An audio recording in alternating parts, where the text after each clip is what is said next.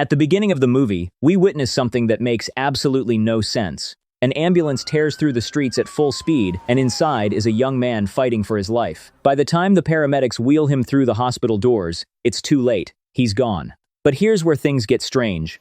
When the doctors examine his body, they're not looking at someone who should be dead. They're looking at someone who could wrestle a bear and win. His muscles are dense. His organs are flawless. So the doctors make a decision that will change 6 lives forever. They harvest all 6 organs, the maximum the human body can give, and within hours, 6 people across the city are wheeled into operating rooms with a second chance at life. And then a nurse sprints out of the room screaming. The doctors rush back in. The donor's body is gone, not removed, not transferred, evaporating right there under the hospital sheet, and a tattoo on his arm is fading like ink dissolving in water.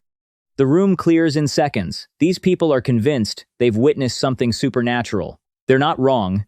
1 week later, we are introduced to Min-soo, a bright young woman, recovering in a hospital with her father beside her. She received the most vital organ of all, the donor's heart. But the doctors are alarmed for a completely different reason. There's no pain, no inflammation, no rejection symptoms. After a full heart transplant, the human body is supposed to fight back. That's just biology. But Min-soo feels better than before the surgery. The doctor, completely stumped, discharges her. Min-soo and her father celebrate over a meal, and that's when the first hints emerge. Her father watches her eat with wide eyes. The appetite alone is shocking. Then he notices a tattoo on her arm she didn't have before. She shrugs it off, assuming hospital staff marked her during the procedure. What she wants more than anything? To get back in the boxing ring. Her dream has always been the Olympics. But her father refuses. With tears in his eyes, he reminds her that her mother and grandmother both died from heart conditions. He can't lose her too. Min-soo backs down, not because she believes she can't do it, but because she refuses to break his heart. Later, at her father's boxing gym, Min-soo watches from the sidelines feeling that specific kind of loneliness, surrounded by something you love, but told you can't touch it. Her father steps away to change. One child trains alone on a punching bag. Min-soo can't resist. She steps onto the mat, draws back her leg, and delivers a single kick. The bag explodes off the wall from sheer force. Her father bursts in at the noise. Min-soo, without missing a beat, points at the child and says, "Wow, that kid's going to be something special," and bolts before anyone can question her. Something is very, very different about Min-soo now. She goes for a run to clear her head. What starts as a casual jog becomes something terrifying and thrilling. She's outrunning motorcycles. She's covering entire city blocks in seconds. Then she's leaping, not jumping, leaping through the air like gravity is a suggestion. She laughs. This is insane. Then she runs headfirst into a moving truck. The truck nearly tips over. Min-soo is completely unharmed. In one instinctive motion, she grabs the vehicle and pushes it back upright, leaving the driver staring in absolute disbelief. Meanwhile, across the city, a man who had been in a coma for a full year suddenly wakes up. His daughter, who had been patiently waiting for him to die so she could inherit his wealth, is devastated. The man makes it worse by calmly telling her he heard everything she said while unconscious. She storms to the hospital demanding answers, and learns her father received the donor's pancreas. The doctor admits no one knew the donor had unusual traits. The daughter's mind starts turning. 6 organs, 6 people, 6 potential abilities. She starts building a plan, a dangerous one. Back with Min-soo, she's just discovered she's being watched. A man is filming her, hiding behind a corner. She grabs him, nearly wrenching his arms from their sockets, then freezes. He has the same tattoo. She lets go. He explains he received the donor's lungs, and to prove it, he exhales. The resulting gust rips down the street like a hurricane, scattering everything in its path. There are 4 others out there, he tells her. 6 organs, 6 recipients. You and I are 2. He wants to find them all. He wants to form a team. We are also introduced to a strikingly handsome young man who has turned his abilities into a personal fortune. He received the donor's eyes. Now he can see data, systems, and energy, and hack into anything with a single snap of his fingers. He's been using this at gambling dens across the city, walking away with every pot and living extravagantly. At the Olympics, Min-soo and the wind-powered man scout for other recipients, reasoning that elite athletes often have transplant histories. Min-soo enters the sprint. She obliterates the competition.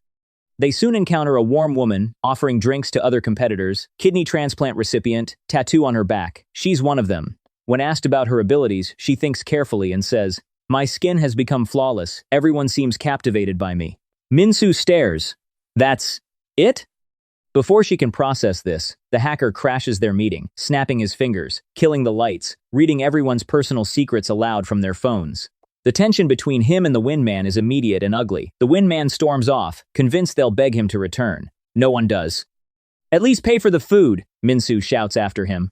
The hacker gets himself kidnapped. His gambling habit finally catches up with him. A gang leader, furious at being drained dry, locks him up. The hacker sends his location to Minsu. What arrives first is the Windman, who came only because he desperately needed a bathroom. Minsu eventually arrives, grabs a straw, jams it in the Windman's nose, and tells him to sneeze. The blast sends the entire gang flying. What follows is one of the most chaotic car chases you'll see. Minsu driving, the hacker clearing traffic signals, the gang in pursuit, Minsu's father calling at the worst moment and making her drop the phone, the car spinning through tunnels, drifting corners, and finally crashing into a restaurant where they sit down and immediately start arguing. The hacker exposes the Windman's plagiarism. The Windman fires back with something unforgivable, suggesting the hacker would be better off not existing. The kind woman loses it. The Windman blasts her off her feet by accident. She walks away in tears. The team splinters. Minsu goes home and breaks down in front of her father, yelling at him for years of overprotection, the heart monitor bracelet, never letting her live like a normal girl. He stands there and for the first time truly hears her. The elderly villain has discovered his power. By placing his hand on any living creature, he drains their life force and absorbs their vitality. He drained a businessman in minutes and watched himself grow younger. He tested it on a tree, which withered instantly. He is drunk on this, convinced he's been chosen to become something greater than human. His daughter has a different agenda. She wants to capture all the recipients and extract their abilities surgically. She orders her team to track them down. A factory explosion pulls the heroes back together. One worker is trapped. Minsu moves, even though the Windman has announced he's leaving the city for good.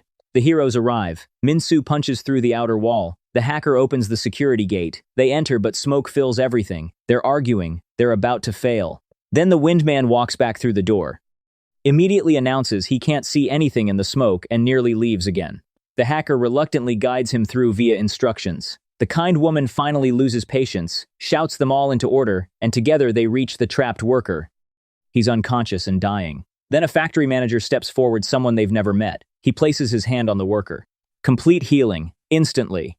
He is the fifth. His power is restoration. But every healing drains him completely. He needs water to recover, downing entire bottles just to stay upright.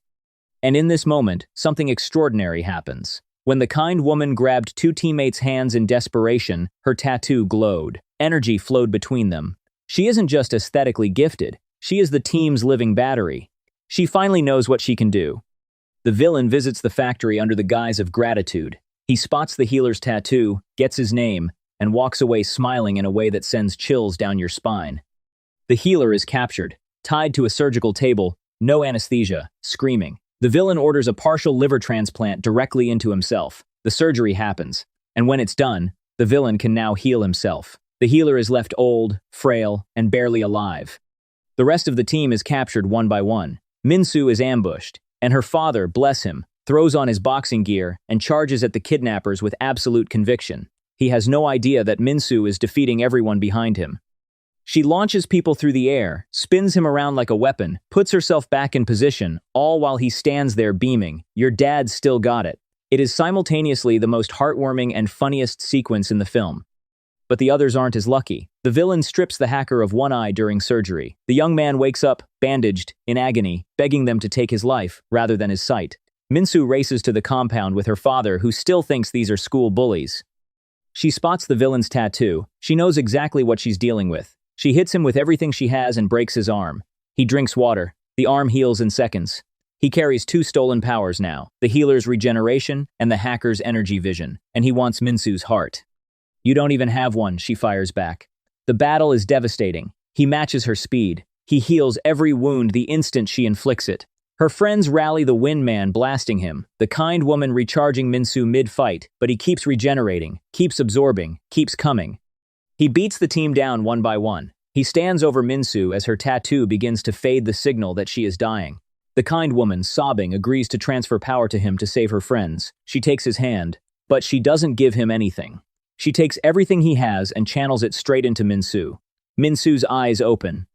She rises. This time her hits really land. She pummels him with combinations so fast they're barely visible. She drives him into an electrical grid.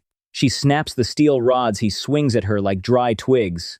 You thought I was just a sweet little girl. I never stay silent. The facility begins to shake, the electrical system is failing, an explosion is seconds away.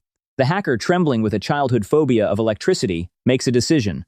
He takes the kind woman and healer's hands, absorbs the entire electrical surge into his one remaining eye, and channels it back as clean energy that powers the city instead of destroying it. The Windman looks at him with genuine respect for the first time, extends his hand.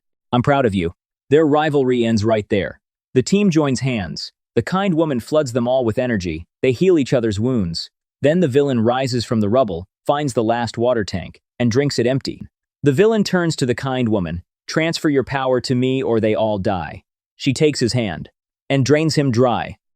Minsu's father arrives at exactly this moment, hurtling in, landing a flying attack that sends the villain skidding across the room. No powers, no abilities, just a father protecting his daughter. The team joins hands one final time. Minsu drains everything, his powers, his stolen youth, his regeneration.